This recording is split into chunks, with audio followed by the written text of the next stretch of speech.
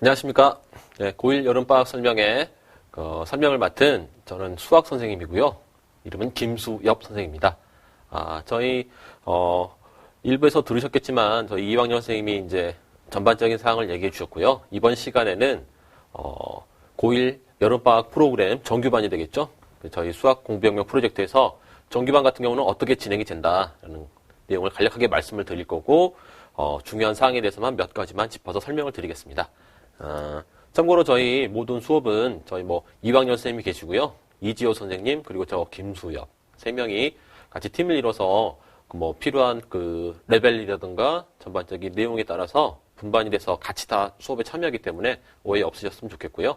자, 일단은 고1이잖아요, 어머니. 예, 고1 첫 번째 1학기는 이미 지나간 거고요. 이제 2학기가 되면서 먼저 생각하실 거는 첫 번째가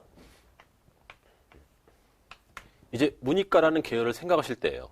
그러니까 첫 번째는 이 학생이 문과를 갈지 이과를 갈지 계열 결정을 빨리 하셔야 돼요. 계열을 결정해야 된다. 자, 이 이유는 다들 아시겠지만 지금 현재 우리가 정규반에서 다뤄야 할 내용이 수투가 되는데요. 자, 수투 같은 경우 문과 같은 경우는 현재 수투부터가 수능에 들어가는 시험 범위가 되는 거거든요. 그래서 배울 때 사실은 수능 범위에 들어가는 건데 내신 따로 수능 따로 공부해서는 분명히 그렇죠. 남들보다는 뒤처질 수가 있거든요. 그래서 내신만 생각하지 않고 수능까지 같이 갈 수 있는 개념을 지금 방학부터 배워가야 된다. 그걸 생각을 하셔야 되고요. 두 배 남은 게 이제 미적분 1이 있고요.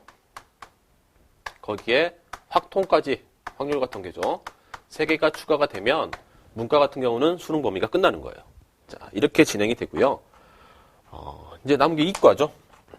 자, 우리 이과 지망하는 학생들은 수투 같은 경우는 수능 범위는 아니에요. 근데 저희가 이제 수투의 구성을 간략하게만 살펴볼 건데 수투가 첫 내용이요. 집합 명제가 들어가요. 집합 명제. 그리고 바로 나오는 게 함수가 들어갑니다. 함수. 타이틀만 보시면 아시겠지만 집합 명제나 함수 같은 경우는 다들 아시겠지만 수학 공부를 하는 데 있어서 기본이 되는 사항들입니다. 이게 기본 내용들이에요. 그러니까 기본기와 관련된 내용들이 앞쪽에 들어가 있다고 보시면 되고요. 자, 이제 뒤로 바로 나오는 게 수열. 거기에 지수와 로그가 섞여 들어가 있죠. 지수, 로그. 자, 이렇게 구성이 되어 있습니다. 네, 여기서 눈여겨보실 거는 수열이에요, 수열. 수열. 상당히 효과적으로 아이들이 공부를 해야 되는데요. 자, 수투 다음이 바로 미적분 원입니다. 이 단원의 첫 단원이 극한 내용이 들어가는데 극한과 맞물리는 게 수열이에요. 이게 안타까운 현상들은 저희도 이제 계속 수업을 해봤지만 물론 저희한테 배운 학생들은 이런 내용을 알고 미적분으로 넘어가기 때문에 크게 이렇게 잘못 배웠다거나 그런 부분은 상당히 위험성은 적은데요. 그러니까 대부분의 아이들이 여기서 딱딱 끊어진다고 생각을 해요. 그러니까 수투가 끝나는 순간 수열은 머릿속에 사라지죠. 그런데 미적분에 나오는 첫 단원이 이 수열 내용을 정확히 알아야 유연하게 넘어갈 수 있는 부분이 생기거든요. 그런 부분이 여기서 개념의 결손이 생겼을 때는 미적분으로까지 영향을 끼친다. 그때 다시 저희도 이제 모르는 학생들이 새로 들어오면 그 학생들은 수열에 대한 전반적인 내용을 수업을 통해서 심어주고 나서 미적분으로 들어가거든요.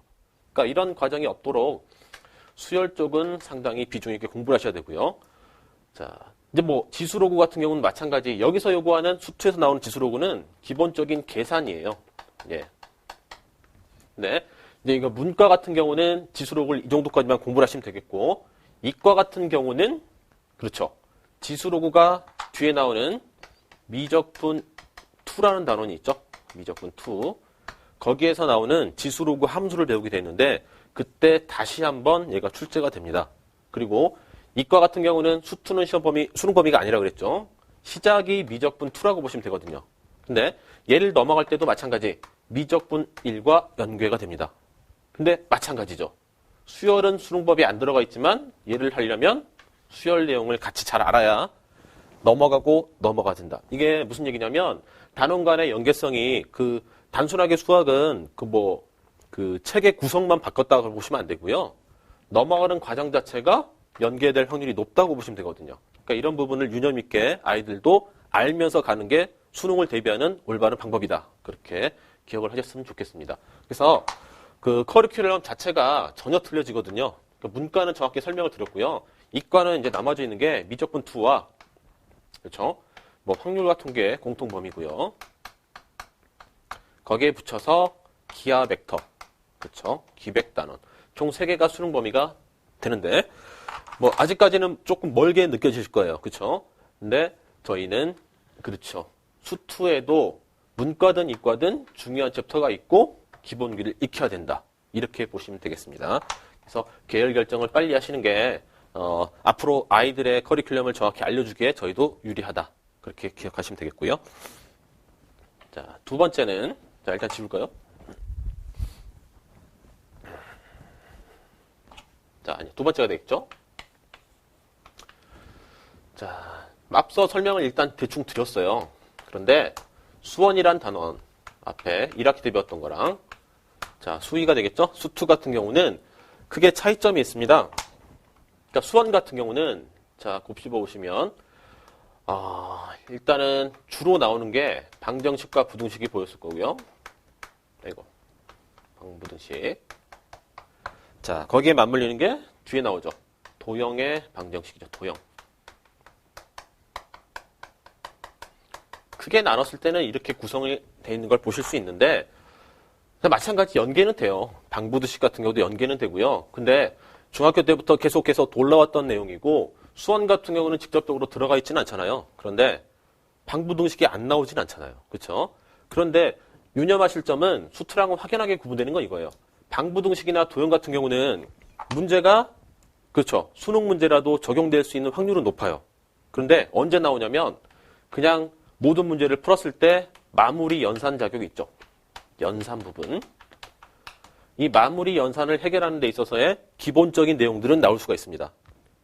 근데 아이들은 걱정하죠. 수능을 봐야 되는데 수학은 어차피 다 연계가 중요한 걸 알고 있으니까 수원이 좀 약간 미비하다. 그럼 다시 수투를 공부하는데 수원을 다시 해야 된다 그렇게 생각을 하실 수가 있는데 그냥 대충의 대부분의 한 3등급 정도 학생들은 이 과정을 뭐 짧은 시간에 그렇죠. 그 수능에 필요한 내용들을 배우는 거는 상당히 빠르게 배울 수 있어요. 근데 뭐 여건이 된다고 하시면 수원 같은 경우도 저희 학원에 특강이 깔려 있으니까 4주 정도 기간을 걸쳐가지고 이걸 다뤄보겠다. 지금에도 상당히 효과는 보실 거예요. 근데 어찌됐건 복잡하게 내신에서 다뤘던 계산들은 이제는 무의미하다. 이렇게 보시는 게 마무리 연산만 그냥 공식을 적용한다거나 그런 부분만 기억을 하시면 되겠고 자, 그에 반해 수투 같은 경우는 자, 아까 얘기했지만 수투는 수열과 지수로가 들어간다고 그랬죠. 직접적으로 얘는 극한이라는 단원과 상당히 밀접한 관련이 있어요. 극한.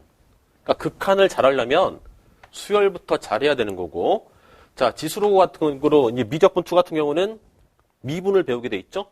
거기에도 극한 내용이 먼저 나옵니다.